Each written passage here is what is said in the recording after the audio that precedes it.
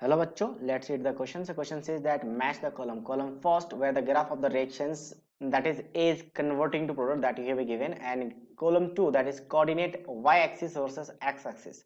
मतलब y axis और x axis के बीच में क्या करना है, ग्राफ बनाना है.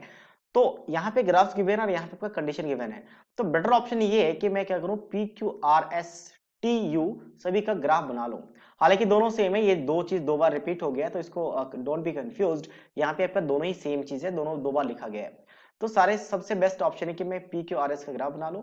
सबसे पहले मैं इसकी बात करते हैं फर्स्ट ऑर्डर के लिए. तो फर्स्ट ऑर्डर के लिए एक्सप्रेशन क्या होता है, l n of a by a not.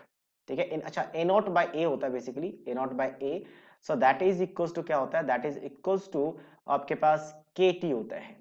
तो अगर मैं यहां से ग्राफ बनाना चाहूं एलन ऑफ ए का, तो यहाँ पे क्या आ जाएगा आपके पास नेगेटिव स्लोप, यानी L N of A not minus of Elon of A आ जाएगा. लॉ की प्रॉपर्टी से that is equals to K T. तो ये वाई एक्सिस में रखा गया. एक काम करते हैं, नेगेटिव से मल्टीप्लाई कर लेते हैं. तो ये l n of a minus of Elon of A naught is equals to minus of k t हो जाएगा.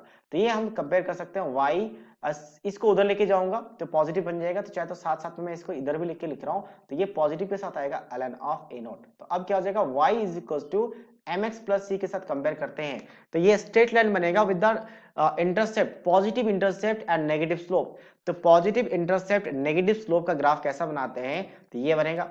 एक तो नेगेटिव स्लोप का मतलब है आपका एक्यूट ऑब्ट्यूज एंगल होगा, तो और पॉजिटिव इंटरसेप्ट का मतलब यहां से वाई एक्सिस पे एक इंटरसेप्ट मान लेते हैं, और एक्यूट ऑब्ट्यूज एंगल है तो नीचे जाएगा, अगर एक्यूट होता तो ऊपर जाता. तो ये ग्राफ एग्जैक्टली ए के साथ मैच कर रहे हैं, मतलब पी का मैचिंग ए आ चुका है, पी का मैचिंग ए आ चुका है.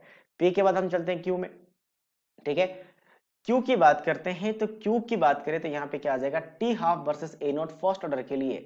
तो फर्स्ट ऑर्डर के लिए टी हाफ का वैल्यू क्या होता है, दैट इज इक्वल्स टू के डिवाइडेड बाय क्या आता है, ए नॉट आता है.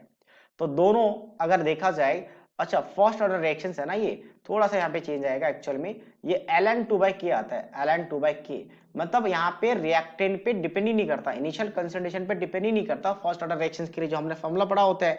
तो मतलब क्या होगा, इसका ग्राफ जो बनेगा वो कांस्टेंट बनेगा, चाहे तो आप कंसंट्रेशन कितना भी चेंज कर लो, ए नॉट को जितना भी चेंज कर लो, टी हाफ वैल्यू फिक्स रहेगा. तो ये बी के साथ मैच कर रहा है, दैट मींस क्यू का मैचिंग बी है.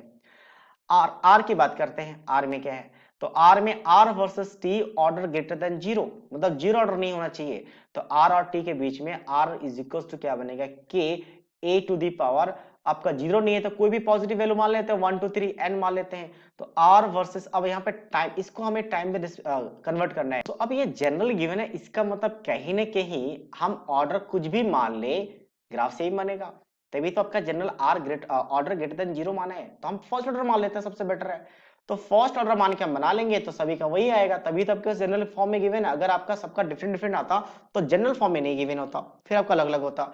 तो अब इसके लिए हमें पता है कि ए का कंसिडरेशन कैसे निकालते हैं. So A not A to the power minus क्या आता है, ए माइनस ई टी आता है. ठीक है, यहाँ पे के टी आता है, के टी, के इज रेट कांस्टेंट, ये के यहाँ पे भी आता है. तो मतलब यहाँ पे देखा जाए तो आपके पास कैसा बनेगा, इनवर्सली प्रोपोर्शनल है टाइम और रेट. तो इनवर्सली प्रोपोर्शनल तो रेक्टेंगल हाइपरबोला बनेगा. इनवर्सली प्रोपोर्शनल के लिए रेक्टेंगल हाइपरबोला बनाते हैं कुछ इससे. तो यानी बी के साथ, अच्छा आर के साथ कौन मैच कर रहा है, तो आर के साथ सी मैचिंग हो रहा है, आर के साथ सी मैच हो रहा है. ठीक है, ये मैचिंग है. आर के बाद हम चलते हैं एस में. ठीक है, इसके अलावा हमें तीन ग्राफ और बनाना है तो थोड़ा सा एडजस्ट करते हैं. हम चलते हैं इसमें एस में, एस की बात करते हैं. ये मैचिंग्स की हम मैच कर लेते हैं एक बार. ये मैच है, ये आपस में मैच है ताकि कंफ्यूजन ना हो, और ये आपस में मैच है. ये तीन मैचेस हमारे पास. आगे हम चलते हैं एच की बात करते हैं, आर वर्सेस टी. तो R versus T zero order reactions के लिए तो आर क्या होता है, के इक्वल आता है, क्योंकि यहाँ पे आपके पास ए टू द पावर जीरो आ जाएगा. तो इसका मतलब रेट कांस्टेंट है, तो कांस्टेंट तो ग्राफ ऐसा ही बन जाएगा जहां पे टाइम पीरियड कांस्टेंट था. तो मतलब एस के साथ कौन मैच करेगा, बी मैच करेगा. तो एस के साथ बी आ चुका है. नेक्स्ट हम बात करते हैं इसके बाद, इसको भी हम कलर कर लेते हैं, ये एक मैचिंग है. ठीक है, नेक्स्ट आपके पास यहाँ पे क्या है, basically T half versus A not order is greater than 1. T half versus A not, अगर मैं बात करूं यहाँ पे टी के, तो इसके लिए एक जनरल एक्सप्रेशन होता है कि t half is directly proportional to a naught to the power 1 minus n, 1 minus n. तो इसलिए 1 से ज्यादा बोला गया ताकि सबका ग्राफ सेम बने. अगर 1 से कम होता तो जीरो के लिए अलग हो जाता है, और 1 के लिए फर्स्ट ऑर्डर के लिए अलग हो जाता है, और फिर सेकेंड ऑर्डर से अलग आगे के लिए अलग होता है. तो अगर मैं यहाँ पे कोई भी ऑर्डर मान लो जो 1 से ज्यादा हो तो सेम आएगा, मतलब 2 मान लो तो 2 मानेगा तो इनवर्सली प्रोपोर्शनल है, और इनवर्सली प्रोपोर्शनल मतलब फिर से रेक्टेंगुलर हाइपरबोला, मतलब सी के साथ मैच करेगा। So this is matching with the C. हम लास्ट में एक बार हम पूरा मैचिंग हम चेंज कर लेंगे, पहले हम यहाँ से चेक कर लेते हैं। एक लास्ट बचा है, और लास्ट के आपके पास यू की बात करते हैं यहाँ पे। तो यू का मैचिंग कहाँ पे होगा? यू की बात करें तो यू के साथ मैचिंग क्या आ रहा है आपके पास? R versus A, order first R versus A, तो आर इज इक्वल टू के ए टू द पावर 1 आएगा। अगर 1 है तो मतलब सेंटर से पास करता हुआ दिखेगा, तो यू के साथ डी मैच करेगा। एग्जैक्टली ये मैचिंग है। तो अब इन मैचिंग को मैं चेंज कर लेता हूँ। चेंज का मतलब हम उल्टा चलते हैं। अब हमने रिवर्स फॉर्म में लिखा है, तो रिवर्स अगर उल्टा चलेंगे तो ए के साथ कौन मैच कर रहा है? तो ए का मैचिंग कहाँ पे है? ए का मैचिंग यहाँ पे, ए का मैचिंग पी है। सो ए का मैचिंग पी आ चुका है।